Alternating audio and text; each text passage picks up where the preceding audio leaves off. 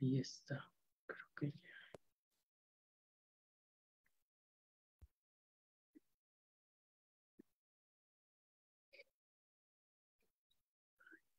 Está.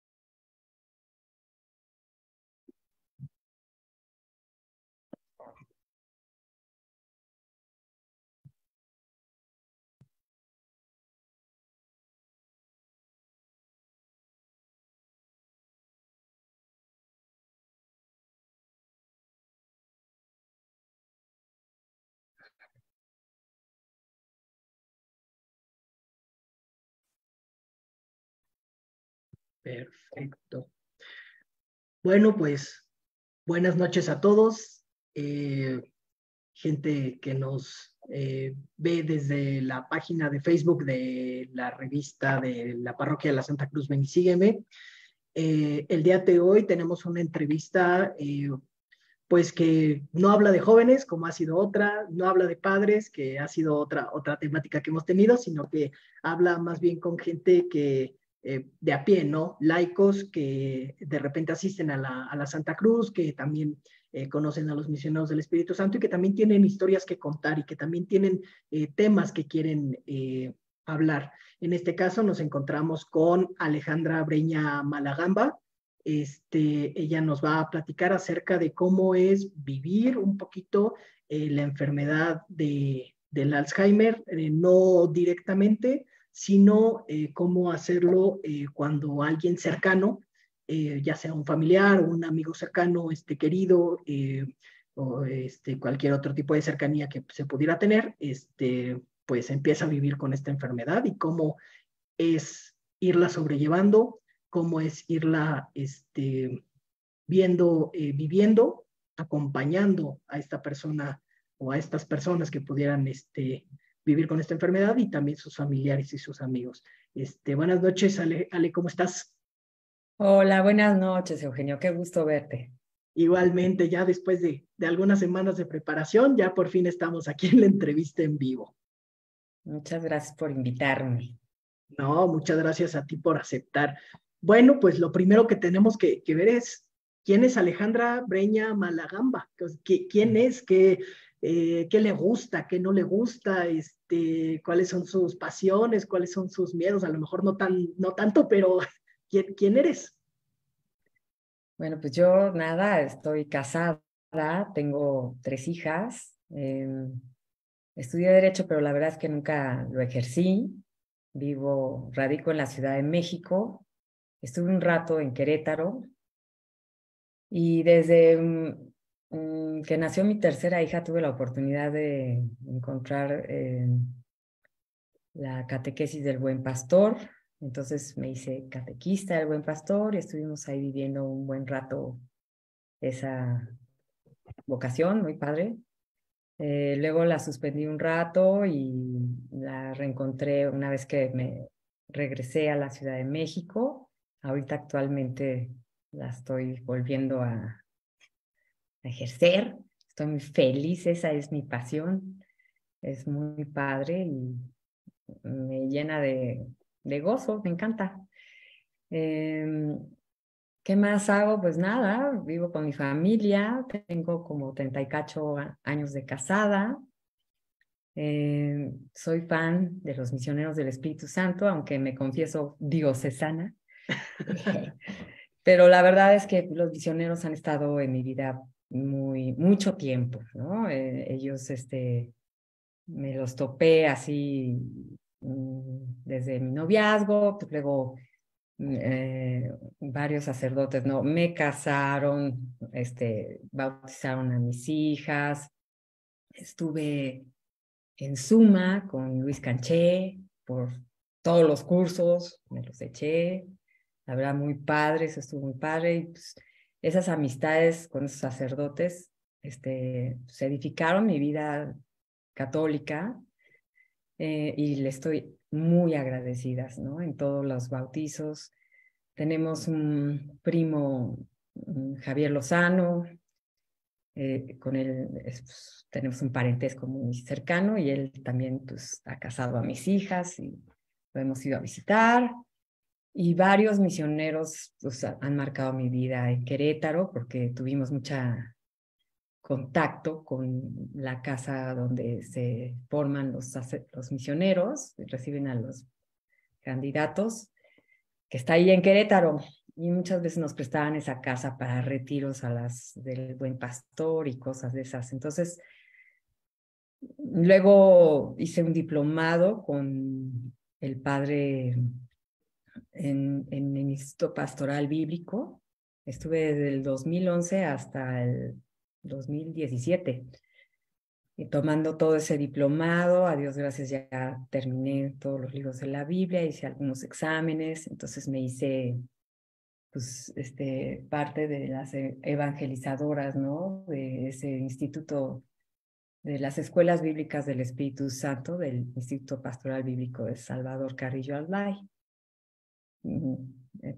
Todavía tengo contacto con todas las evangelizadoras de ahí, y, pues eso también marcó mucho mi vida, y pues coincidió mucho con el encuentro de esta enfermedad y fue un sostén fuerte. También, pues digo, hay otras cosas, ¿no? Me encontré también con los jesuitas aquí de la Ibero, que me ayudaron mucho. Mis hijas fueron a la Ibero, entonces pues ahí encontré muchos recursos. Ay, ¿qué más puedo decir? Pues ya. No, pues un gran currículum de vida. La verdad es que pues muchas cosas y se ve que has tenido un gran trayecto pues en tu vida y caminando también a lo largo de este peregrinar que es también el ser católico, ¿no? Si pudieras Sí. usar 3 palabras para definirte, ¿cuáles elegirías? Ay, no me pongas a hacer eso, no tengo ni idea. Bueno, pues mamá, catequista y bueno, antes de eso, esposa. Perfecto. Eso Ah, soy. muy bien, excelente. No, pues gente de carne y hueso, ¿no? Al final de cuentas, que tiene historias que Sí. contar. Bueno, pues ahora sí, entremos un poquito en materia. Cuando hablaste con Carlota, que es la encargada de la parroquia, te animaste a dar una pequeña charla, un pequeño testimonio también del Alzheimer, ¿no? ¿Qué es el Alzheimer, no? Muchos lo identificamos por estas películas o estas ideas preconcebidas que luego pueden llegar, que pues solamente le da a la gente viejita, que solamente, que es que se te olviden palabras o se te olviden cosas y ya. Eh, pero que tú has estudiado un poquito más esta enfermedad, este tema, ¿qué es el Alzheimer? Bueno, pues en mi experiencia personal te podría decir es que pues es un tipo de demencia y el proceso de encontrarlo empieza con cosas muy comunes que nos pasan a todos, ¿no? Empieza a haber un poco de deterioro cognitivo que ya muestra realidades prácticas que ya no se pueden manejar, ¿no? Entonces al encontrártelo, pues sí, es un poco... Uy. Entonces, la verdad es que hay muchas definiciones ahí, muchas cosas, pero pues en los recursos que voy a compartir pueden encontrar una información más extensa, como más técnica. Yo en lo personal te podría decir que es una demencia que le pusieron un apellido y denota un deterioro cognitivo ya severo.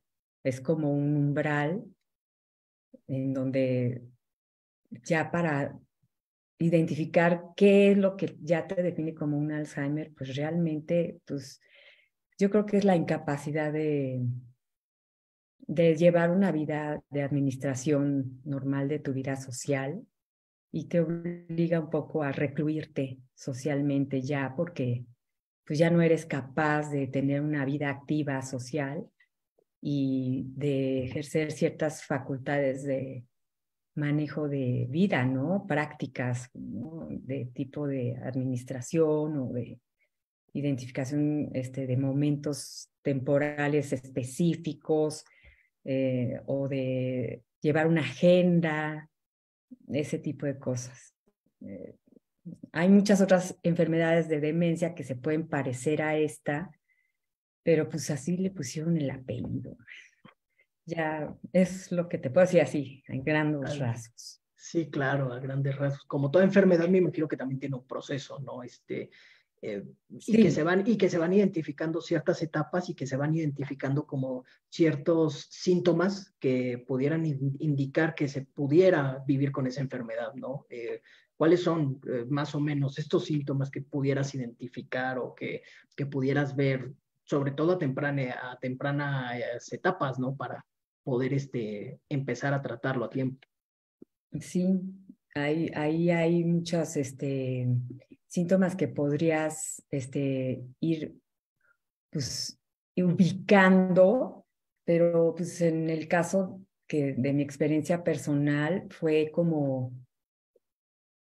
por ejemplo, no puedes dar una plática si la no, si la agendas, o no puedes no puedes seguir el orden de esa plática porque de repente ¡pum!, hay una interrupción de la memoria inmediata que te impide ubicarte a veces en qué andabas en la plática o de recuperar el manejo de la plática. Luego, por ejemplo, otro de los síntomas es repetir una historia muchas veces. Esas son cosas que comúnmente, ¿no? No se trata de un simple olvido. Ay, se me olvidaron las llaves. No, hay un acercamiento de contaste una historia y pasa un espacio de tiempo y la vuelves a contar porque olvidaste en tu memoria inmediata que ya la relataste. Entonces, ese tipo de cosas pues, se van dando en el Alzheimer. Ese comportamiento de, a lo mejor no te lo verbaliza la persona, pero sabe que ya no ubica a la persona que tiene enfrente en cuanto al nombre próximo. Entonces se queda así como, se te queda viendo como se recluye, pero no te lo admite, no lo verbaliza. Ese tipo de cosas suceden en el Alzheimer, ¿no? O no pueden ubicar el día de la semana tan fácil, se les olvida. Esos son como los primeros así, pues, cosas rápidas que puedes ver, que suceden. Claro. Y me imagino también que ahí, pues, el tema del acompañamiento, acompañar a esta persona que empieza a vivir con Alzheimer es súper importante, ¿no? ¿Cómo, ¿Cómo impacta la vida de una familia? ¿Cómo impacta la vida de la pareja? ¿O cómo impacta la vida de los amigos el saber que una persona cercana tiene Alzheimer, vive con Alzheimer? Yo creo que esa es una pregunta muy padre porque cada persona tiene un proceso de aceptación y vivirlo juntos te obliga a estar abierto y a ser ágil, a aceptar que otras personas en tu familia, en tu grupo familiar, pues no tienen por qué aceptar al mismo ritmo que tú esta situación. Y entonces a mí lo que me ayudó muchísimo fueron pues realmente un libro muy padre de un sacerdote jesuita que habla mucho de estas fases de la aceptación cuando alguien va a morir, que no tenía nada que ver con la enfermedad. Pero él aplicó estas fases padrísimas y yo me topé con este libro pues ya muy tarde, o sea, yo estaba muy grande y no era cuando mi mamá, digo, cuando mi familia, mi mamá en este caso, pues estaba enferma, ¿no?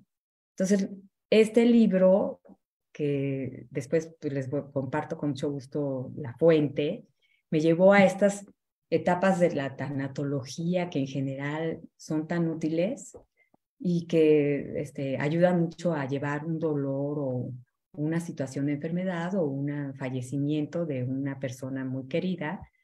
Entonces, la primera etapa es la negación, la segunda el enojo, el tercero el regateo y o depresión, y la última es la aceptación. Y yo iba viendo, que conocía estas etapas, como en mi grupo familiar, pues iba cada quien moviéndose dentro de estas. Entonces, ese impacto te hace ver qué padre es ser humano y vivir esto de una manera totalmente respetuosa y muy delicada. Y eso es muy padre porque todos en esa familia ubicamos a la persona que tiene esta afección, así era muy respetuosa, una persona súper empática y que siempre decía, oigan, respeten, no juzguen, ¿no? Tengan en cuenta siempre los zapatos de la otra persona. Entonces, encontrarme con este recurso y ver cómo lo vivimos en este grupo familiar ha sido muy enriquecedor. Claro, al principio te mueres del miedo porque pues no sabes. Cuando no sabes, cuando no ignoras la sustancia de la enfermedad, pues sí, claro, dices, zafo. O sea, la primera reacción humana. Entonces vas viendo cómo cada quien va haciendo ese zafo, ¿no? No, zafo, zafo, zafo. Y va buscando cada quien recursos. Eso es muy padre, la verdad, como familia te enriquece muchísimo, porque cuando uno está en una fase, entonces el otro puede estar en la otra y tienes ese cariño de decir, bueno, yo no puedo exigir que este familiar tenga esta reacción cuando yo lo vivo. Tengo que estar flojita porque pues esto le va a costar trabajo a todos y todos andamos en este caminito. Entonces, poco a poco irlo hablando, aceptando, hijo, es bien padre. Y si Claro. respetas bien esos tiempos, tienes más capacidad de éxito, porque es una crisis que se vuelve oportunidad. Claro, no, completamente. Y me imagino que como en todo proceso de duelo y todo proceso de aceptación, tampoco es un proceso lineal, ¿no? Vas aceptando, pero de repente puede haber una caída y a lo mejor de repente puede que vuelvas a la negación o que vuelvas a la negociación. Sí. Si quisieras ahí a lo mejor un poquito igual dentro de este marco del respeto del que tú nos has hablado, compartirnos un poquito de tu propia experiencia, de cómo ha sido este proceso no lineal, sino a lo mejor un poco circular, claro, hasta donde quisieras compartirnos. ¿Cómo ha Sí, sido? hombre. No, pues bueno, o sea, muy, muy denso, porque, por ejemplo, en un momento dado, el médico que diagnosticó la enfermedad nos dio un documento con todos los puntos que tenías que hacer. Y entonces cuando empiezas a ver, pues hay puntos muy prácticos, como por ejemplo, ¿quién se va a encargar del tutelaje en el momento en que esa persona ya no pueda ejercer tareas de administración, firma de cheques? ¿Cómo vamos a organizar, digo, cosas muy tangibles, la herencia o los bienes que esta persona maneja, administra? ¿Quién va a asumir esa labor? ¿Quién va a coordinar todo el cuidado de enfermería que va a requerir? ¿Quién se va a capacitar para entrarle a ese toro? Entonces, claro, tú empiezas así, ay, pues tal miembro tiene ¿no? Practica esta labor, por ejemplo, leyes, Mm, ella que se encargue. Y entonces empieza uno muy fácil, o sea, muy como humanamente a esperar que las personas hagan las cosas a su debido tiempo y dices, no, no puedo hacer eso porque cada uno tiene su vida familiar y su momento y su presente. Tal vez ahorita para esa persona no sea viable hacer esta chamba. Pero claro, cuando no se comparte muy equitativamente, y eso nunca va a haber perfecciones, la verdad no se puede por esta realidad, entonces tú dices, no, pues me tengo que alivianar. O sea, yo tengo que seguir cargando esta chamba. En este sentido, coordinar a las enfermeras, quién compra las medicinas, quién maneja las cuentas bancarias, quién se va a encargar de cambiar el nombre de la cuenta bancaria y cómo vamos, hacia dónde vamos a caminar en esto y cuánto tiempo. Entonces, necesitas tener una comunicación muy, muy buena, muy sana, y si tienes bajoneos, porque sí los vas a tener, porque claro, a veces uno, no todos estamos en lo mismo, hijo, sí, tienes que estar flojito y cooperando. Sí, claro. Sí, sí. Entonces, ahí tienes que bajar las expectativas y Okay. volver a poner todo así, como, a ver, ¿cómo le podemos hacer? No, pues, hasta que ya entras en un ritmo que ya se empieza a estandarizar. Pero ahí sí, la verdad es que hay un cuidador primario que naturalmente se pone, que puede ser el cónyuge de la familiar, o la hija o el hijo, según las posibilidades médicas y económicas y de edad, ¿no? Y de proximidad, cuánta cosa, ¿no? Entonces, sí, a veces es espinoso. Por ejemplo, una amiga que me contaba que su mamá administraba los dineros de su casa y entonces empezó a emitir cheques feliz y las cifras no correspondían, entonces el banco hablaba y ahí empieza. ¿Quién recibe la llamada? ¿Quién va a acompañar a la persona, ¿no? A la cuentaviente a arreglar el problemita? Entonces tu agenda cambia. Entonces sí, ya empieza a tener una exigencia de, a ver, mi tiempo, ¿cuánto le meto a esto? Eso para mí fue un reto enorme porque sí, pues tenía yo que, ¿no? Organizar mi tiempo y dedicar tiempo de visita y luego escucha de tu familia, del cuidador primario, de las enfermeras, darle calidad a la escucha, darle retroalimentación. Entonces, busca información, a ver dónde, acompañar al cuidador primario para hacerse de más conocimiento de la enfermedad, a las citas, todo eso empieza ahí a fungir. Entonces, para mí, a veces me daban chambas muy duras, ¿no? Oye, tú le vas a decir a tu familiar que está enfermo. Oh my God, ¿cómo le voy a decir que ya tiene que tener a una enfermera para que no se sienta intimidada? Entonces, pues uno no sabe ni está preparado para esas cosas. Tú vas, lo avientas y pues te sale mal. Y claro que te van a decir, claro que no. Entonces se va la persona y también tú. Ahorita no te quiero ver porque pues no quieren, no están listos para decir, "¿Cómo?". Eso es muy, muy fuerte. Entonces tienes que tener hasta tiempo para ti misma como cuidadora secundaria y tiempo también el cuidador primario para tener espacios de recreación y desfogue, ¿no? Oportunos y sanos. Entonces de ahí sí ya empieza la cuestión humana, decir, esto va a estar peleado. Claro, sí, claro. Sí. Es todo un proceso, ¿no? Cambian un montón de cosas, cambia la práctica, como tú decías, pero también cambia el trato uno a uno, ¿no?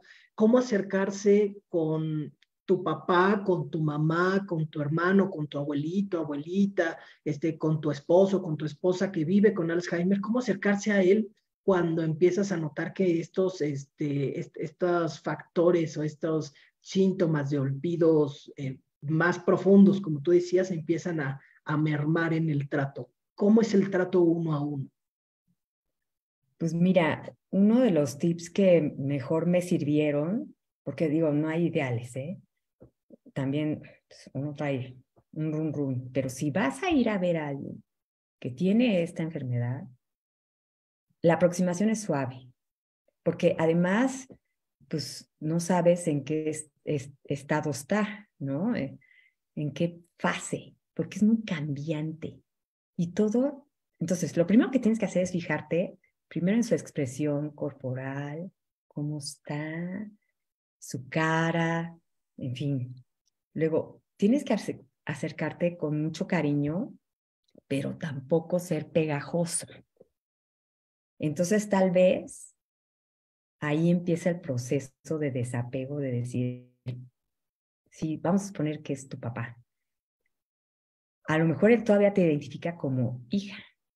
Si estás todavía ahí, suerte. Entonces ahí sí, papá o Francisco o Paco, como le llames. Entonces a esa persona te le aproximas y le saludas. Fíjate que hoy es este día, esta hora, entonces pones día y hora, y me da mucho gusto, te vine a visitar. Entonces ya ves si acepta, ubica el día, la hora, para que él se sienta en confianza de que, ok, hay un día, una hora, y son tales horas. Entonces ahí empieza un diálogo.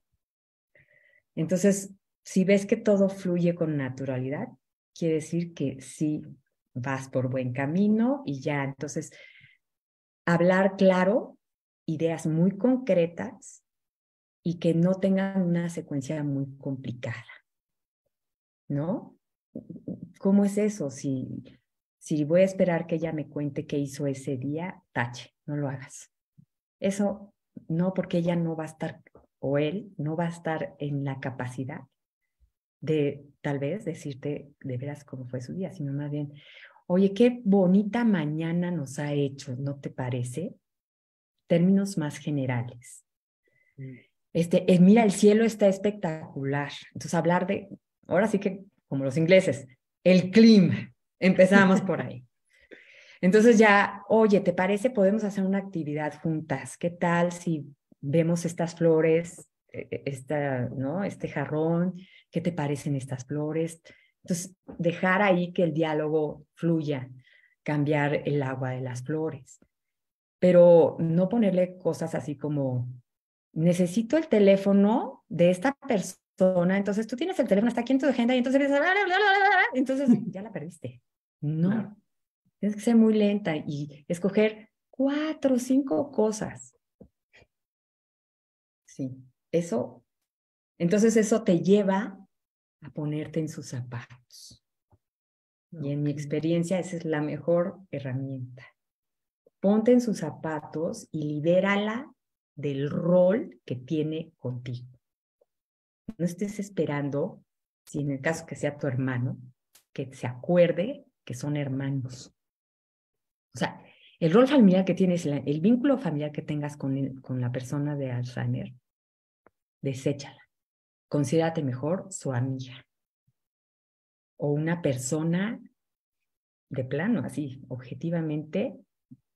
Ya si ella te dice, oye, a ver, no, si nos vimos antier, bueno, pues ahí sí ya sabes que todavía ubica el espacio y te ubica a ti en tu rol, pero a veces no.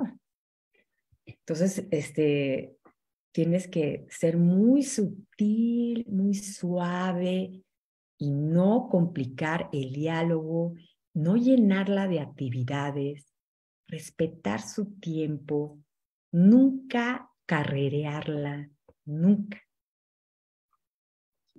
Híjoles, qué fuerte eso del desapego, ¿no? Hablas del desapego y suena tan fácil, pero debe de ser un proceso muy fuerte. O sea, es ese decir, híjoles, es que durante 50, 60 años mi papá fue mi papá, mi mamá fue mi mamá, o mi abuelito, mi abuelita fue mi abuelita durante tanto tiempo, y ahora como reducirlo a la nada es fuerte, ¿no? ¿Qué tanto impacta eso incluso ya después en las relaciones interpersonales Sí. con los otros miembros de la familia? O sea, no, pues es que papá ya no es papá, entonces, ¿cómo impacta eso? Pues sí, por ejemplo, si estás en una situación de mesa, estás compartiendo una comida Entonces, ahí tratar de ir a temas que no relacionen como familia, sino temas súper neutros. Oye, que te ves feliz hoy, que escuchaste alguna música que te gustó, o si sabes ¿no? sus pasiones o sus hobbies. Oye, qué bien te quedó esa camisa, qué bien. Entonces, empiezas a validar su presencia sin comprometer su memoria de que él se acuerde o ella se acuerde qué rol tiene contigo. Entonces, si tú te mantienes en ese territorio neutro, puedes tener mucho éxito. Y entonces, tal vez todavía tengan mucha capacidad de, te sirvo, porque pues claro, estas cuestiones de querer servir a la gente, de educación, de maneras de hablar, todavía pues, las tiene uno grabados. Esas son de las últimas cosas que de verdad se olvidan. Entonces, me pasas el plato, entonces empiezo a hablar de la comida y que qué delicia, entonces ya estás todavía en territorio neutro. Y oye, quizás, ¿no? Alguien, pues por error, porque así pasa, empieza a hablar de una cuestión particular que involucra a la familia, pues conservarla lo más neutro y más rápido para que no sienta que, ¿por qué tengo que entender esto? Y si no lo entiende, déjalo pasar. Es algo que ya se fue. Pero no exigirle que entre en el tiempo y el ahora específico del rol familiar. Eso no se puede. Tienes que conservar, ser agradecido que están juntos, como si fuera un amigo. Y eso cambia todo. Ese es Claro. el recurso que a mí más me ha ayudado. Sí, claro, ahí desde tu experiencia puedes ver que, puedes decir que eso es lo que ha ayudado a tener este proceso. Pero también viene otra pregunta importante, que a lo mejor, pues, cuando empiezas esto, surge mucho. ¿Y Dios? ¿Dónde está Dios? ¿Dónde se ha desaparecido en estos momentos o dónde lo encuentras en estos momentos? ¿Cómo cambia también la relación con Dios teniendo a esta persona que vive con Alzheimer? Bueno, pues a toro pasado, o sea, sí te puedo decir, sí, a toro pasado. Muchas veces, obviamente, estás tan en el estrés de aceptar, vivir, acomodar horarios, enfermeras, que no te da, la verdad, honestamente, mucho tiempo de entrarle al tema de Dios. Y eso, que no se sienta uno culpable, por favor, porque yo creo que es lo más humano. Estás ahí en la fragilidad humana de cómo lidiar con una enfermedad que no tiene una caducidad, no sabes cuántos años va a durar. Y pues claro, los doctores, además hay un protocolo de medicamentos que alteran la conducta del enfermo, y entonces tú estás en el terror de, ¿cómo le van a dar esa medicinota? Y luego el seguimiento, y por supuesto que vino el COVID, ¿verdad? Gracias. Claro. Sí, o sea, viene el COVID. Eso modifica muchas cosas, pues que las enfermedades no llegan, o que tienes que cambiar tal vez el lugar del cuidado, o la casa de reposo donde tienes a tu pariente, o el lugar de día de Alzheimer, porque todos estos recursos hay en la Ciudad de México y los hemos ocupado, ¿eh? Y entonces, pues ellos cambian su protocolo y entonces cambia la enfermera. Cualquier cambio es muy duro para ellos. Entonces, tú tienes que conservar un horario muy bueno. Entonces, todas estas cosas humanas están ahí gestándose. Entonces, como que llega uno agotado, sobre todo como cuidador primario. ¿A qué horas yo veo esto? Entonces, a mí, en lo personal, me ayuda mucho la actitud de no me voy a sentir culpable. Entrego ciegamente esto a las manos capaces de mi Padre Dios y Él me va a ir llevar. Yo creo que es una actitud muy fuerte y si pues el ejemplo de Jesús es muy padre. Él dice, a ver, ¿quiénes son mis parientes? O sea, me puedo imaginar esa escena que está en la Biblia que llegan su madre, sus parientes, sus primos, no sé quiénes hayan sido ese lote de gente que se queda ahí en el anonimato porque nada más lo mencionan.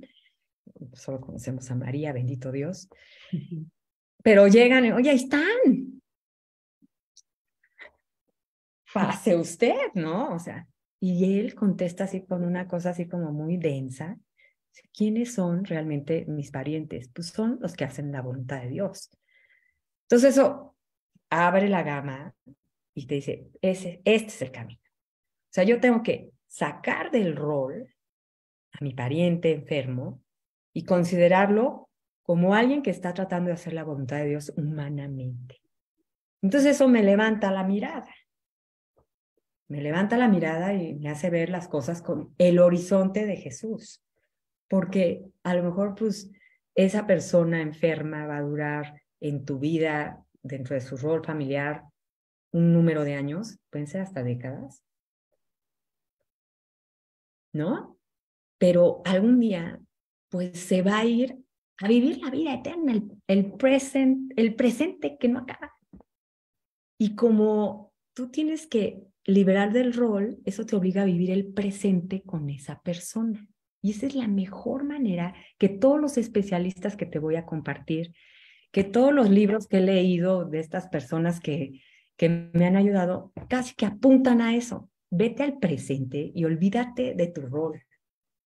Somos dos personas que estamos juntas y en su pasado tal vez haya cosas padres que puedan vivir en este presente. Porque lo que sí esta enfermedad te da la oportunidad es de guardar el pasado primario de manera intocable.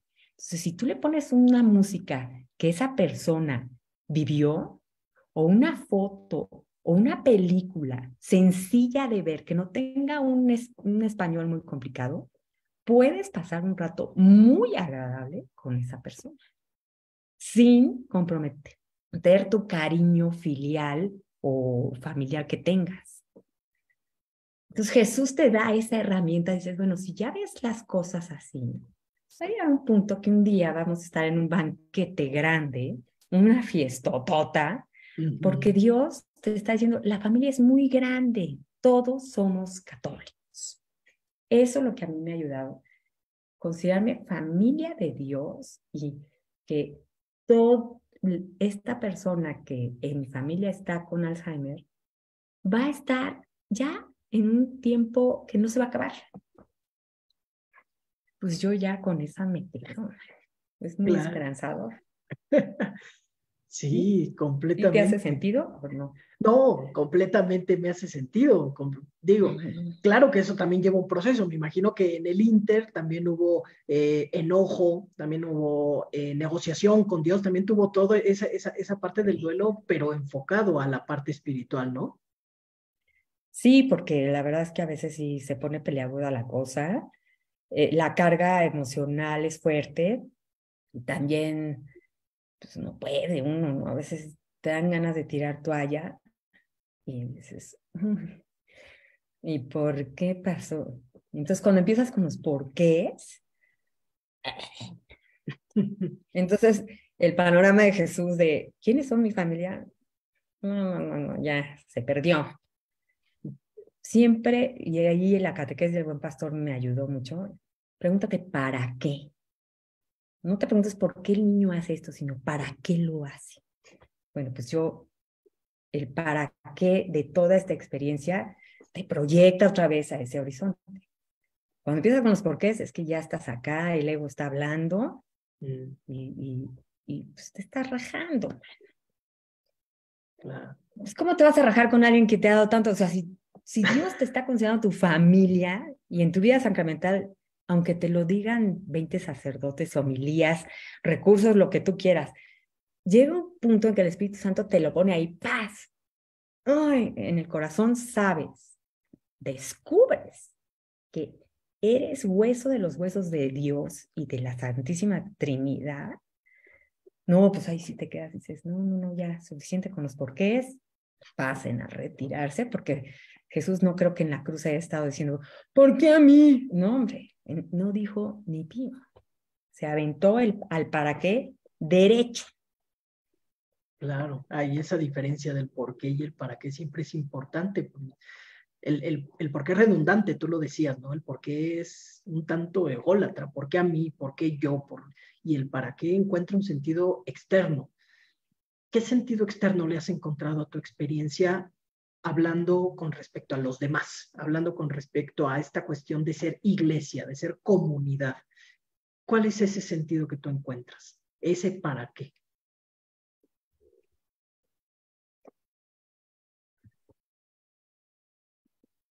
Ay, qué buena pregunta y no sé ni cómo contestarla, pero pues creo que, mira, la verdad es que el Papa Francisco ha estado diciendo, ábranse, ¿no?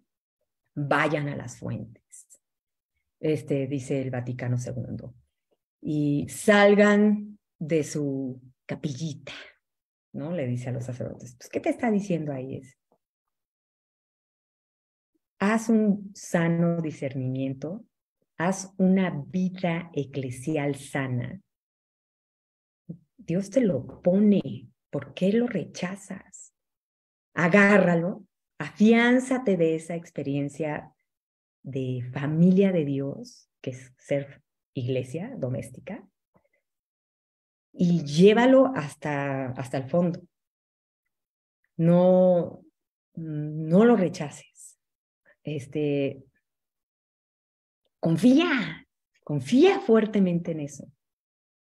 Entonces, todos, hasta la llegada del Papa Francisco llegó justo 2013, no sabes qué, buen año, como que abrió en sus documentos muchas herramientas para vivir, pues digo, cualquier situación de enfermedad y de vocación como iglesia doméstica, y a los jóvenes un panorama, todas estas como iniciativas del Espíritu que va conduciendo a su iglesia, así como a nivel general a la iglesia la conduce, yo creo que a las iglesias domésticas, que somos las familias, te va conduciendo este Espíritu Santo con un cariño, con una suavidad, un susurro muy especiales.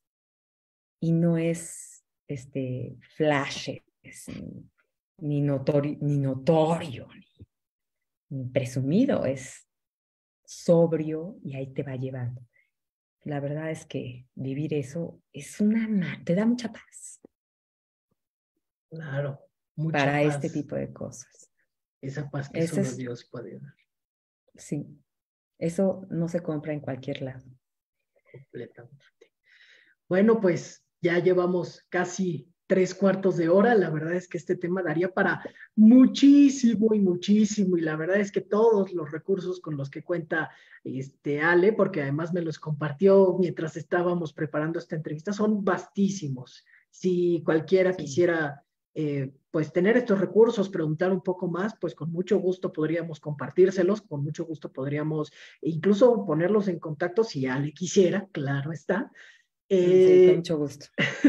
Y pues digo, ya nada más para cerrar, me comentaba Ale que quería hacer un momento de oración. Ella quiere hacer un momento de oración que le ha ayudado mucho en este proceso de sanación y en este proceso de aceptación interno y externo a nivel personal y a nivel familia de vivir con una persona con Alzheimer. Entonces, pues ahora sí que le cedo los micrófonos para que este momentito de la oración más bien lo conduzca a ella.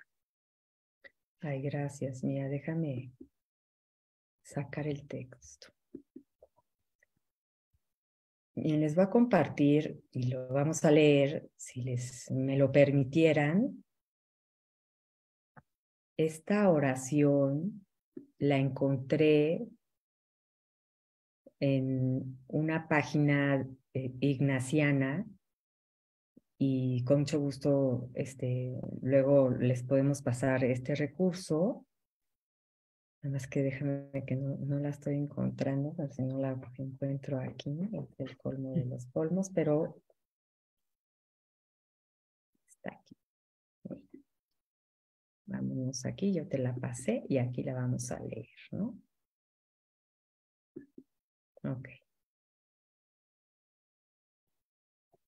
Ahí está. Mira. Déjame ponerla bien para no equivocarme. Y si nos ponemos, por favor, pues todos en presencia de nuestro Señor, de la Santísima Trinidad, me gustaría, Para los que conozcan esta oración, a lo mejor les va a hacer sentido. Es una oración de San Ignacio y me gustaría comenzar invocando nuestra Santísima Trinidad, porque ese es el sello familiar que tenemos tan padre, es como el apellido general. Y les voy a compartir lo que esta señora escribió sobre su mamá. Es una americana y hoy da clases en una universidad jesuita. La voy a leer y la vamos leyendo. Mi madre, Rosemary Mulligan McCann, era una mujer brillante y fue particularmente duro para nosotros ver cómo el Alzheimer se bebió esa brillantez de su ser.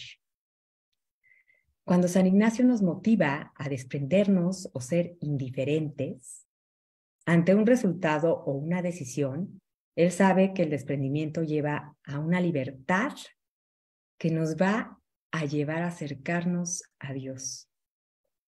Cuando pienso en este tipo de desprendimiento libertador, pienso frecuentemente en los últimos años de mi madre.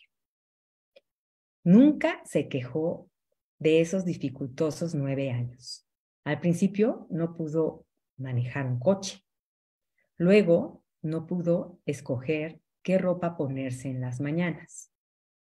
Perdiendo esas habilidades, no fue su decisión, pero no fue amarga sobre esas pérdidas.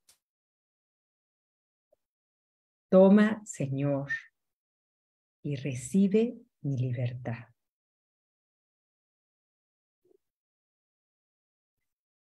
Para todo lo que tuvo que renunciar, era ella graciosa.